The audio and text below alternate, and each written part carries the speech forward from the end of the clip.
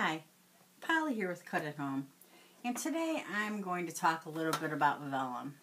Vellum is very trending in scrapbooking and paper crafting. There's many things you can do with vellum.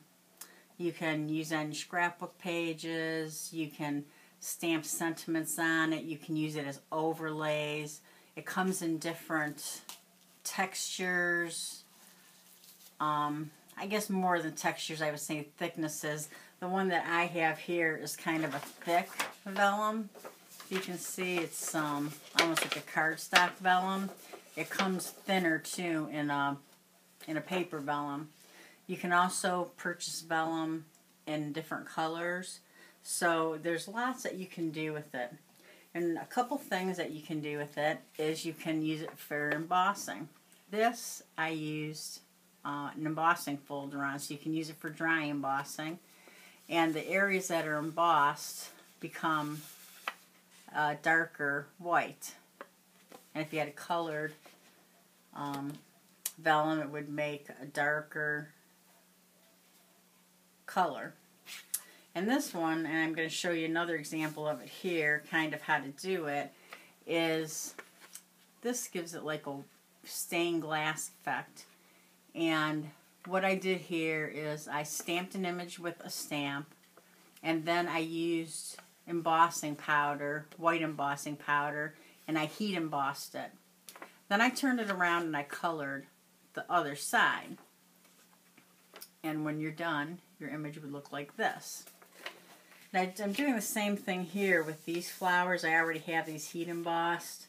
I wanted to do a couple leaves too, so I'm going to go ahead and put my Versamark ink on there. And I'm going to go ahead and stamp that. I think I want to do one more smaller one, so I'm going to take this larger one off. I'm going to move the smaller one down here. Put on more Versamark. And go ahead and stamp that. And then I'll go ahead and put my embossing powder on there.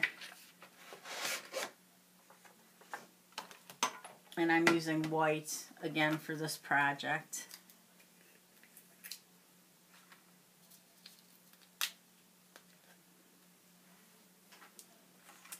Just put it on the vellum. And you'll see the difference between when it's embossed and when it's not embossed. I'll even show you before I emboss this.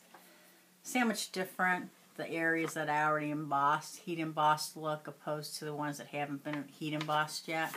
I'm going to go back and I'm going to heat emboss those 3 leaves.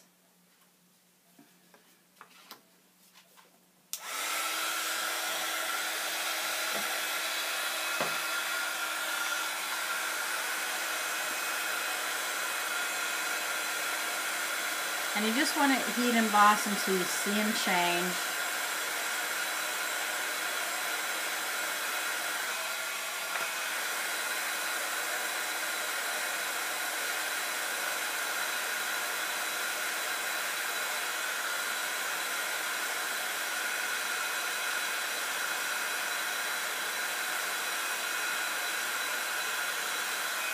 And those are set.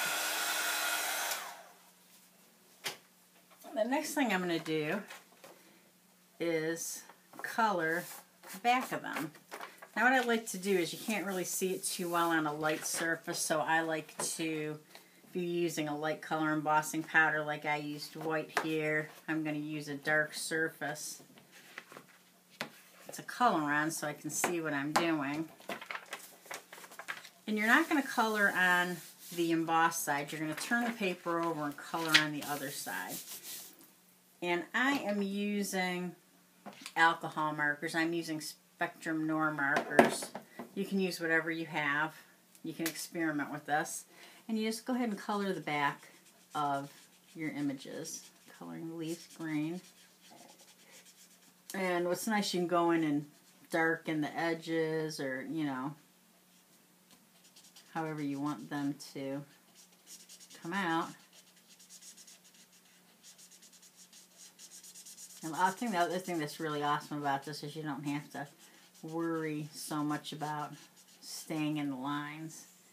You're coloring the back of the image.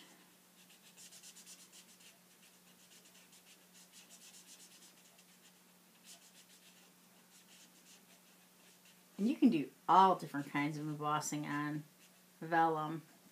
Another thing I used vellum for recently is I use it for a wedding invitation. I use it for the overlay, and it turned out really pretty.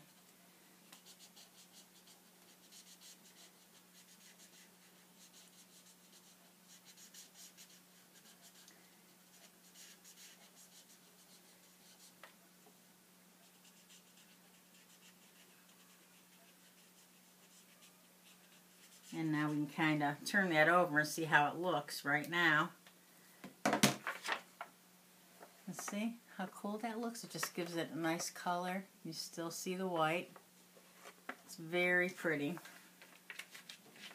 I'm going to go ahead and color my flowers now.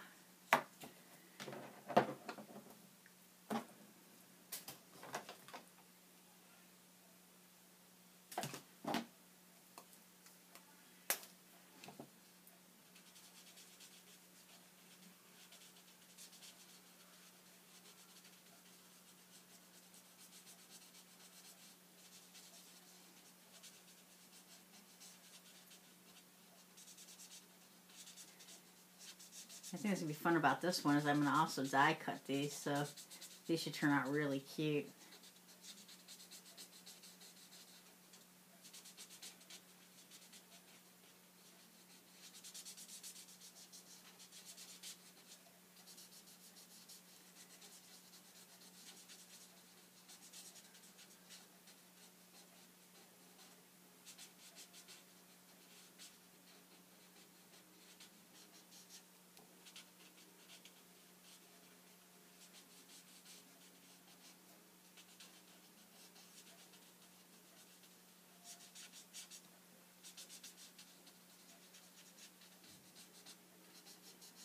This looks in a minute here.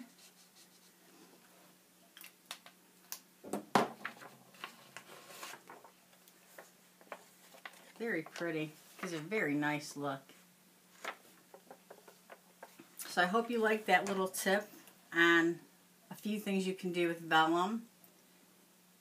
And I hope you stop by at the Cut at Home blog and see my finished post. Until next time, thanks and happy scrapping.